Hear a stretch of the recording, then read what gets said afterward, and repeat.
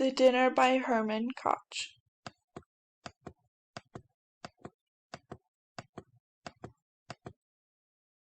We are going out to dinner.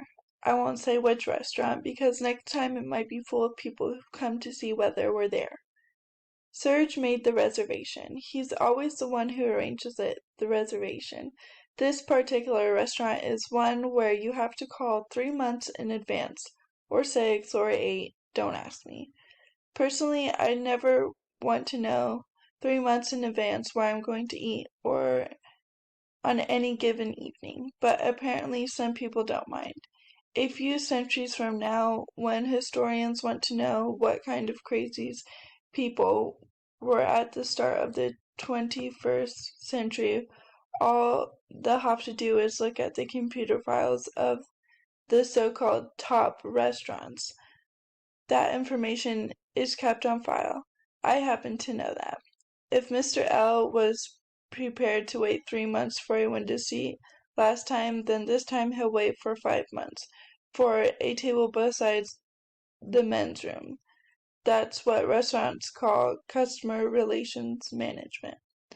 Serge never reserves a table 3 months in advance. Serge makes the reservation on the day itself. He says he thinks of it as a sport. You have restaurants that reserve a table for people like Serge Lohman, and this restaurant happens to be one of them. One of many, I should say. It makes you wonder whether there isn't one restaurant in the whole country where they don't go faint right away when they hear the name Serge Lohman on the phone. He doesn't make the call himself, of course. He lets his secretary or one of his assistants do that. Don't worry about it, he told me when I talked to him a few days ago. They know me there. I can get us a table.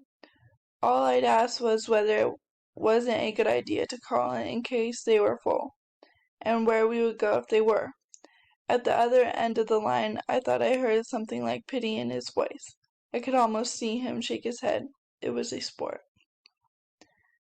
There was one thing I didn't feel like this evening. I didn't feel like being there when the owner or on-duty manager greeted Serge Lohman as though he were an old friend. Like seeing how the waitress would lead him to the nicest table on the side facing the garden, or how Serge would act as though he had it all coming to him, that deep down he was still an ordinary guy, and that was why he felt entirely comfortable among other ordinary people. Which was precisely why I told him we would meet in the restaurant itself and not, as he suggested, at the cafe around the corner. It was a cafe where a lot of ordinary people went. How Serge Lohman would walk in there like a regular guy, with a grin that said that all those ordinary people should above all go on talking and act as though he wasn't there. I didn't feel like that either.